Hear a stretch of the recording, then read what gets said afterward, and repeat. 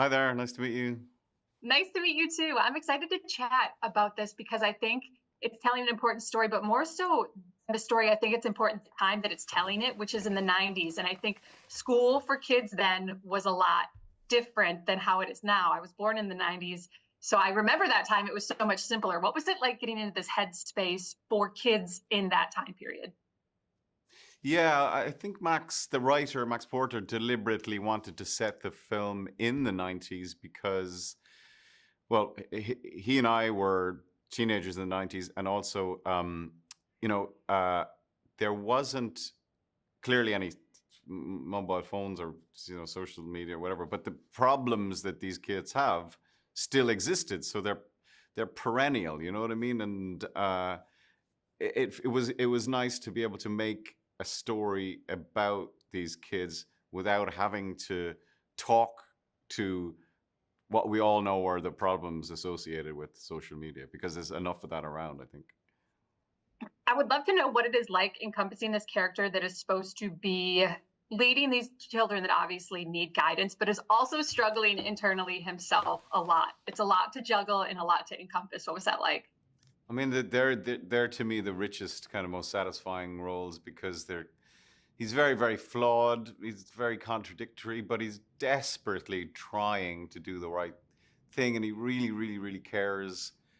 Um, but it's that old adage: you can't fix someone else until you fixed yourself, and hopefully that people can identify with that. Because he is a really, really good teacher. He's just not looked after himself enough.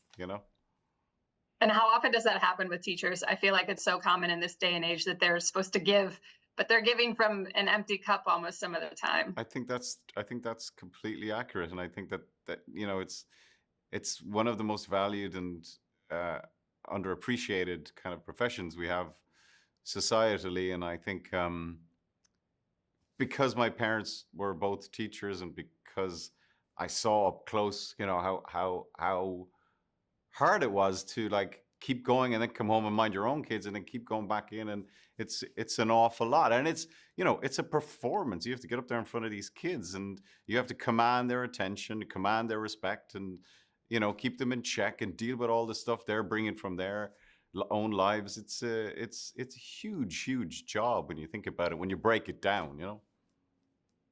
This film also takes place during a specific set of time that is kind of condensed, and it makes me think back to, honestly, one of the first things I remember seeing you in was Red Eye, and that was a specific condensed time as well. And so what is it like working in this where it's not over a long period of time? It's Yeah. literally just like 24 hours.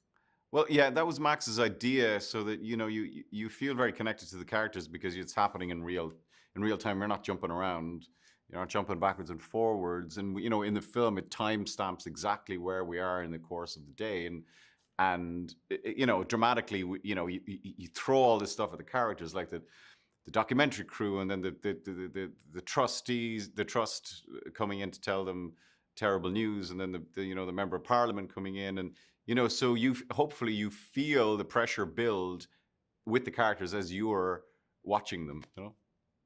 Yeah, yeah. I think this gives a good insight into what it is like maybe for these teachers who carry a lot for these students and then have to come to work and put it all together. I know you've done a lot of emotional roles, a lot of different roles, but how does this rate when it comes to the roles you've encompassed into Peaky Blinders, Oppenheimer, Red Eye, all those different roles? How does this filter into that emotional toll that it takes? I don't know. I don't really measure them up. I just keep going. I don't know. They're all very different. They all demand different parts of whatever skill set you have, and I don't know. I really don't compare them ever, so it's probably a terrible answer. I appreciate the time so much. I've watched your work for a long time, and it's a pleasure to keep watching you. Thank you. Thank you.